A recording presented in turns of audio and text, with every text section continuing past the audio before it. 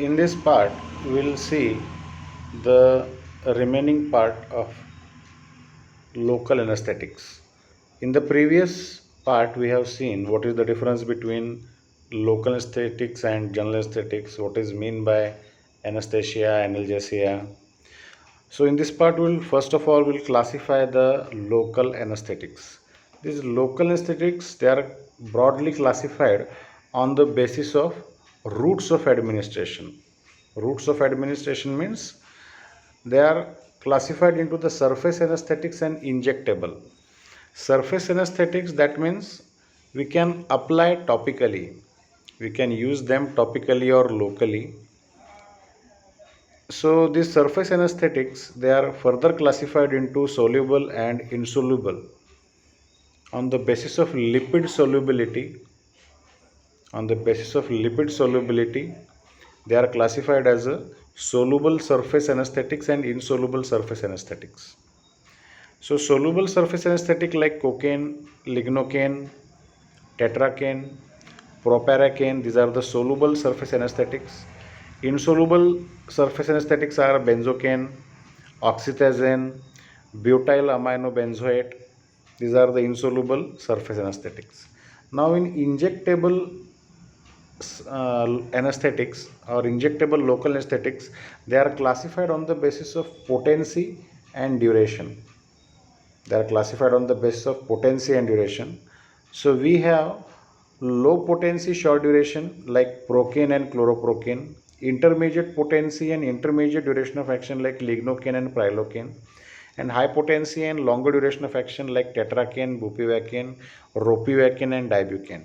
So this is how we classify local anesthetic. First, they are broadly classified on the basis of routes of drug administration, and injectable local anesthetics, they are further classified on the basis of potency and duration of action. Now, chemistry of local anesthetics. All clinically useful local anesthetics are weak bases. They are weak bases with amphiphilic property. Amphiphilic property means one end is hydrophilic and other end is lipophilic.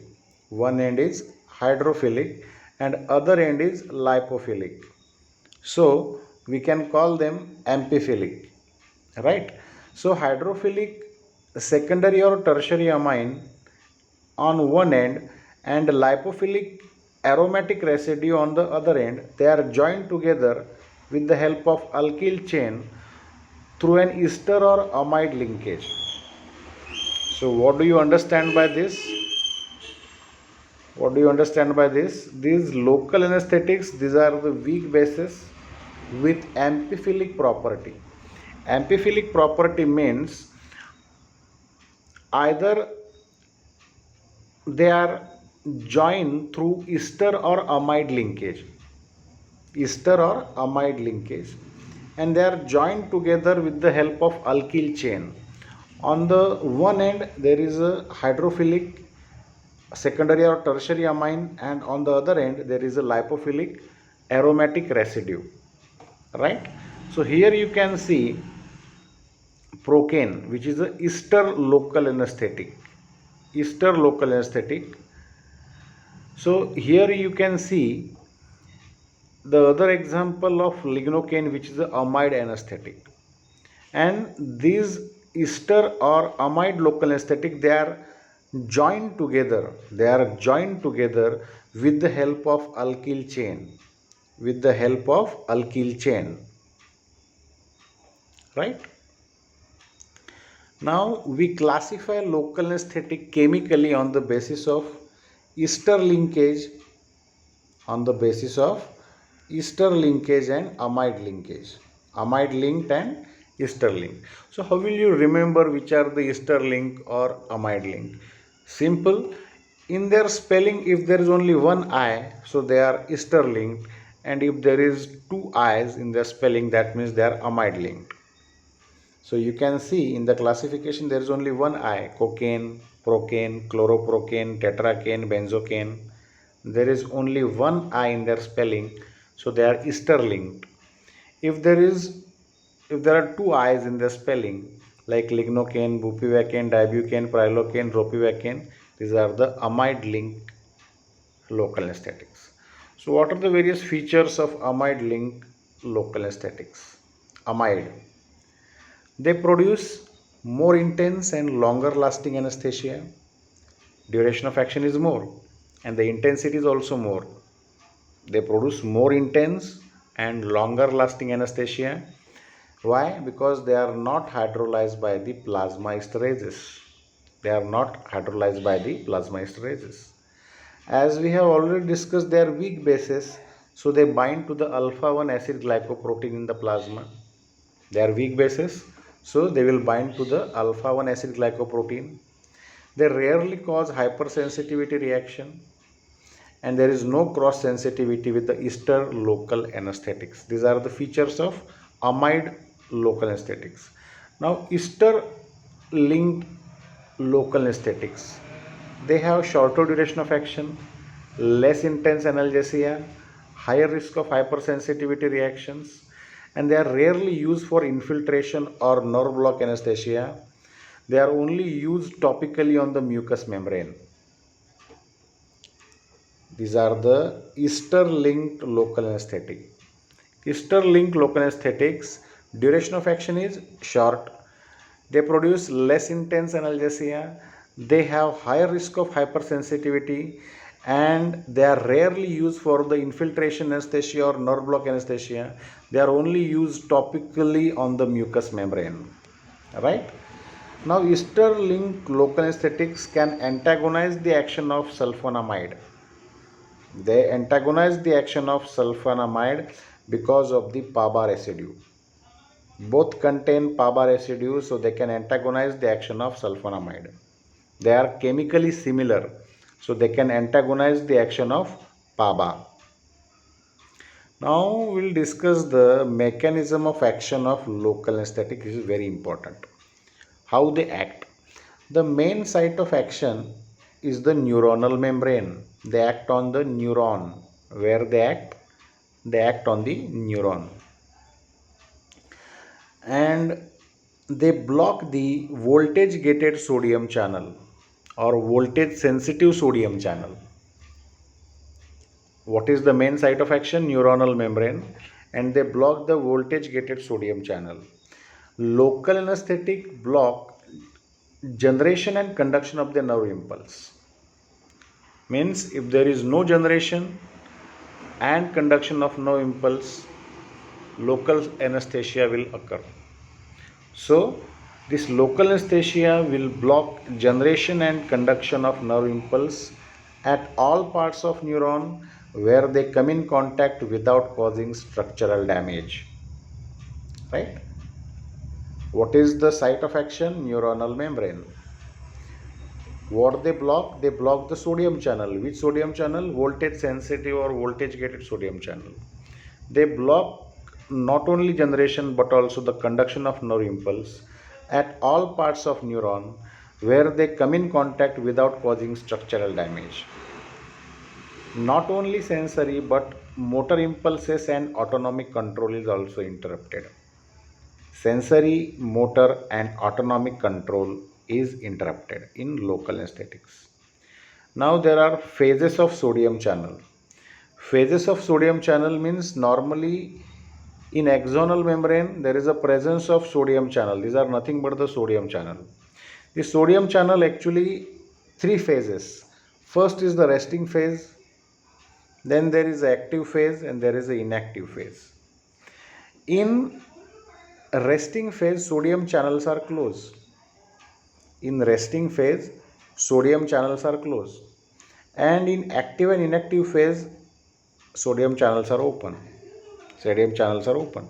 Now we'll discuss in detail what happens actually. What happens actually. We'll discuss in detail mechanism of action. As you can see, this is the resting phase, this is the activated phase, and this is the inactivated phase. Right? This green, what is this? These are the sodium channels. These are the sodium channels. Now in sodium channels, there is an extracellular mouth. and intracellular mouth. Here you can see M. M is the extracellular mouth or activation gate, or it is also called as the M gate. M gate or activation gate or extracellular mouth. Intracellular mouth, there is a inactivation gate, and that is called as the H gate. H gate, this is the H gate, right? Now, this is the sodium ion, this is the sodium channel in green, this is the neuronal membrane or axonal membrane or neuronal membrane, right? Axonal membrane or neuronal membrane, this is the sodium ion, this is the sodium channel, and here you can see BH plus. What is this BH plus? This is the local anesthetic in ionized form. Local anesthetic in ionized form. Now first of all we'll see what happens normally. What happens normally? Whenever there is a nerve get stimulated, nerve stimulus occurs. There is a stimulation of a nerve. So what happens if the nerve stimulus occur or there is a stimulation of nerve ending? There is a opening of sodium channel. There is a opening of sodium channel. Whenever there is a nerve stimulus enter or come or arrived, when nerve stimulus arrived, there is a opening of sodium channel. And when the sodium channel opens, there is a entry of sodium ion inside, and there is a occurrence of depolarization, and there is a generation of action potential. How the action potential generate? First of all we'll see how the action potential will generate. First of all, there is a nerve stimulated. If the nerve stimulated, what happens? There is a opening of sodium channel. Sodium channel opens, means this M gate will open and it will allow the entry of sodium. In the resting phase it's closed, but nerve stimulus, it will opens your sodium channel. That means M gate will open, it will allow sodium ion to enter. If the entry of sodium ion inside the axonal membrane, it will cause depolarization of the neuron, and it will generate the action potential. It will generate the action potential, right? Now what happens next? Okay, in the resting state, here is the resting state. The activation gate is closed, M gate is closed. It will not going to allow the entry of sodium ion. Threshold depolarization of the membrane opens the activation gate.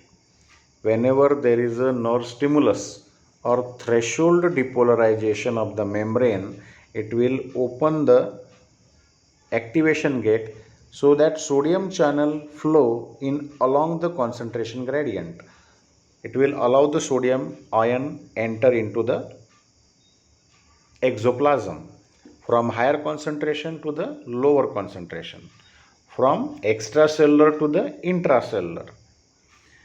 That means along the concentration gradient, and that occurs in the activated gate, right? Once that enter sodium ion, once enter into the exoplasm, what happens?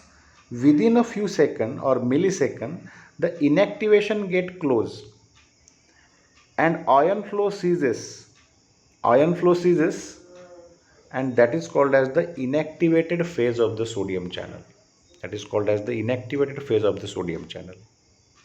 We have discussed the three phases. First, resting phase. In resting phase, what happens? Activation gate is closed. It will not going to allow entry of sodium ions. But whenever there is a threshold depolarization of the membrane, it will opens the activation gate and it will allow the sodium ion enter into the exoplasm. there is a sodium ion flow along the concentration gradient from higher to the lower, and that is called as the activated state of the sodium ion. Within a few milliseconds, the inactivation gate closes and ion flow stops. That is called as the inactivated gate, inactivated phase of the sodium ion. Now, now here you can see this is the yellow dot. You can see here all three channels, the yellow dot. Now what this yellow dot do? This is the local anesthetic receptor, LA receptor. What is that? Yellow dot is the LA receptor. This yellow receptor or LA receptor is located within the channel in its intracellular half. Where it is located? It is located within the channel in its intracellular half. They are present intracellularly. They are present intracellularly. Now what happens? The local anesthetic. Now where the local anesthetic is located? Here you can see this BH plus. BH plus is a local anesthetic in ionized form. But for the enter into the exoplasm, it should be converted into unionized form. So first of all, it will get converted into unionized form. It will traverse along the axonal membrane. Again, it will get reionized. Again, it will get reionized in the. Again, it will get reionized in the.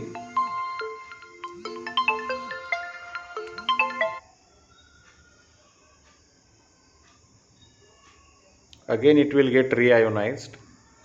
Again, it will get reionized, and what happens? It will approaches to the local anesthetic receptor. It will approaches to the local anesthetic receptor through the intracellular mouth of the channel. Right? It will bind to the local anesthetic receptor.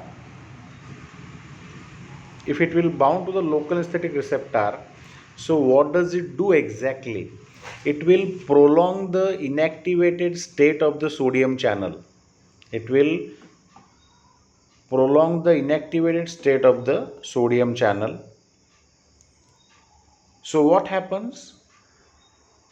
So that means what is the sequence? Initially resting phase, then there is activated phase, then there is inactivated phase, again there is a resting phase, and that's how there is a generation and conduction of the nerve impulse. But when this local anesthetic binds to this LA receptor, right, what will do? It will prolong the inactivated state of the sodium channel. That means it will take time for the resting phase, right? We have discussed this.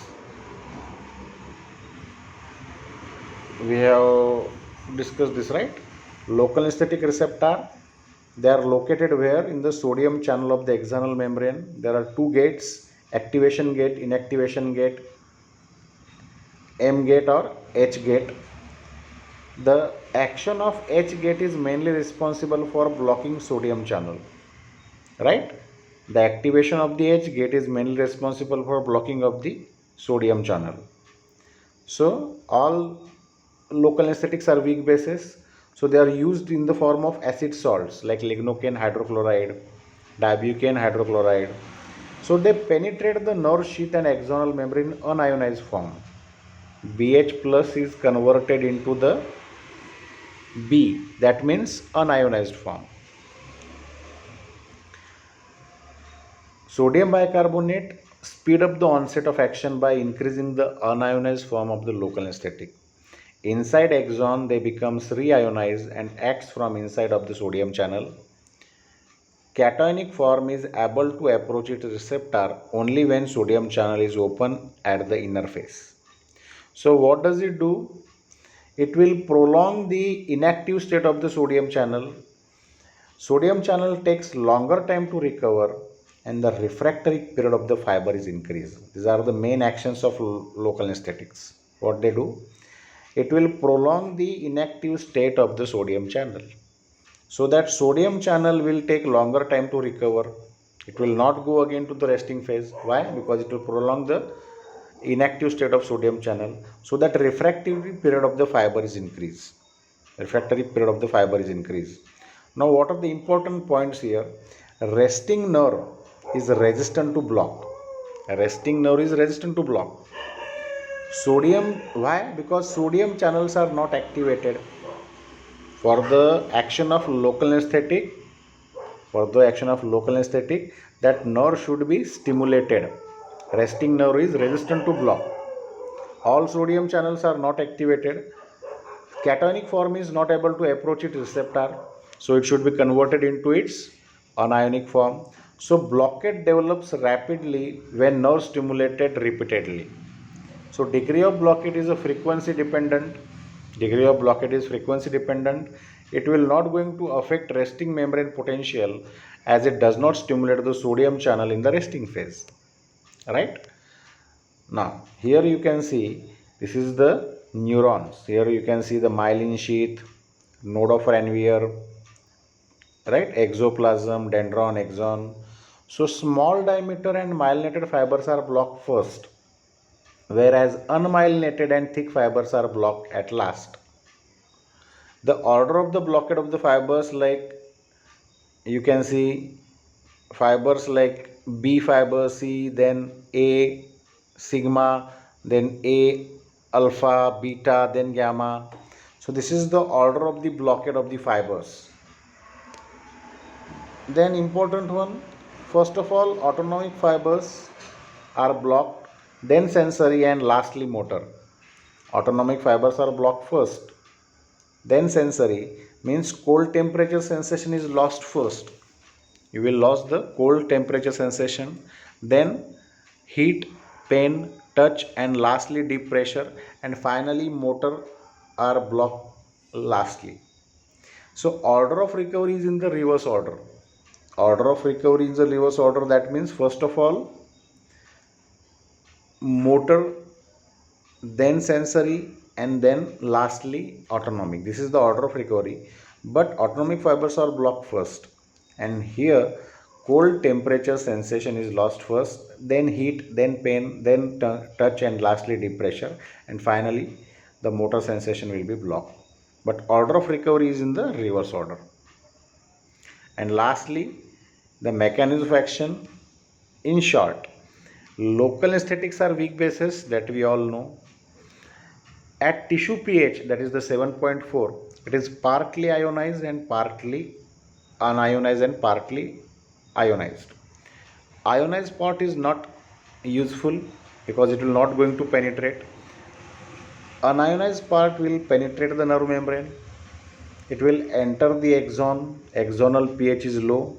So because of axonal pH is low, there will be reionization of the local anesthetic. If there is a reionization of the local anesthetic gain access to its receptor in the open state of the channel, open state of the sodium channel, it will going to bind.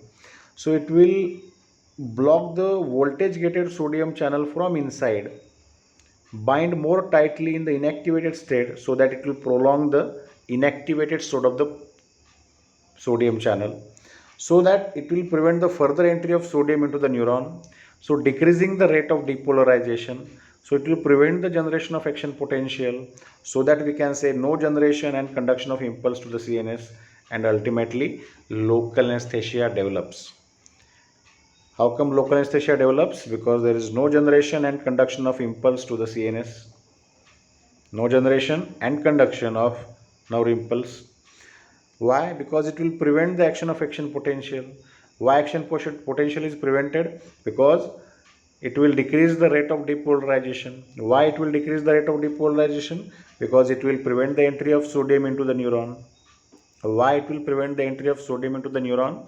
Because local anesthetic block the voltage gated sodium channel from inside.